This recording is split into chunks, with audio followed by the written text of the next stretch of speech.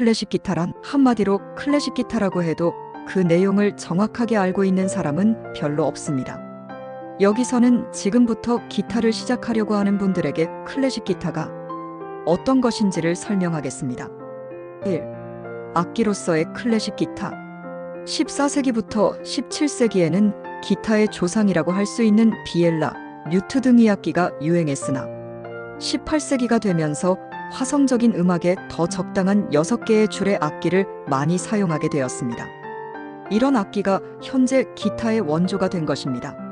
스페인의 천재적인 제작가 안토니오 토레스는 19세기까지의 기타의 음량을 확대시키고 더 다양한 음색을 낼 수 있는 악기를 연구해 현장 650mm의 큰 사이즈의 기타를 개발했는데 이것이 현재의 기타의 표준이 된 것입니다.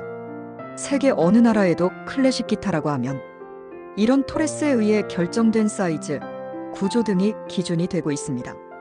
마치 자동차의 운전을 배우면 세계의 어떤 차라도 운전할 수 있는 것과 마찬가지입니다. 악기로서의 클래식 기타는 이러한 세계적, 보편적인 규격을 갖춘 기타를 말하고 있습니다. 또한 전기를 사용하지 않는 옛날부터 변함없는 전통적인 기타란 뜻입니다. 주법으로서의 클래식 기타. 클래식 기타의 주법은 이런 것이다 라고 한마디로 말할 수는 없습니다.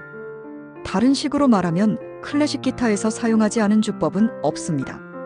전 세계의 작곡가, 연주가 등을 통해 오랫동안 연구, 개발, 발전된 것이 클래식 기타의 주법이며 지금도 현대 음악의 작곡가들은 새로운 소리, 주법을 추구하고 새 음악을 창조하고 있는 것입니다.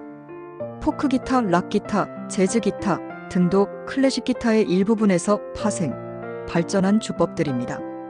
또 그런 음악에 있어서는 기타가 다른 악기와 같이 연주되거나 노래에 반주도 하게 됩니다만 클래식 기타는 노래도 없어 기타 독주가 기본이며 그만큼 혼자서 훌륭한 음악을 연주할 수 있는 고도의 기술과 감각이 요구됩니다. 이것이 클래식 기타의 재미고 또 어려운 점입니다.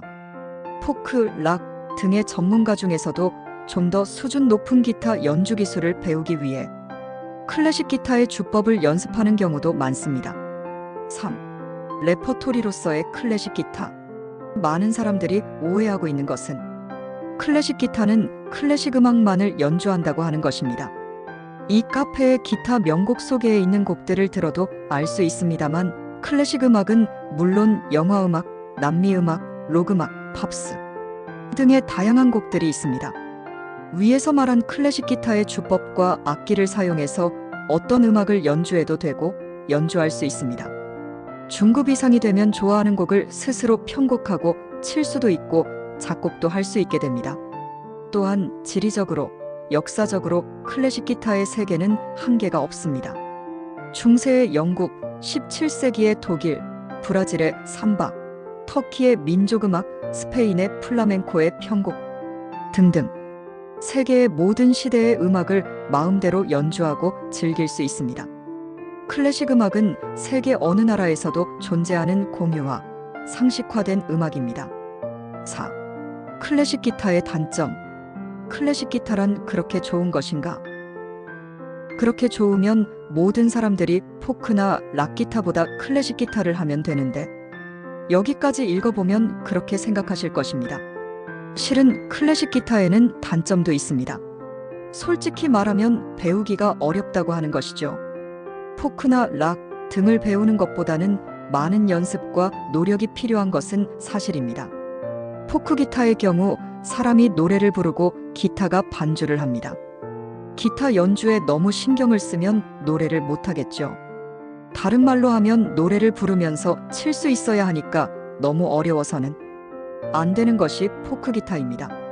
한편 클래식 기타는 한 대의 기타가 선율, 반주 모두를 표현하는 것이며 연주자는 모든 기술, 의식을 기타 연주에 집중시킵니다. 당연히 그만큼 연주 기술이 다양하고 어렵습니다. 기타 연주라고 하는 관점에서 보면 클래식 기타는 포크, 락 기타보다 높은 산이라고 할 수 있죠. 앞으로 올릴 강좌에서 기초적인 기술에서부터 점진적으로 어려운 기술을 연습하게 됩니다. 높은 산은 올라가기 힘들지만 정상까지 갔을 때의 기분은 각별합니다. 즐거운 연습과 연주를 위해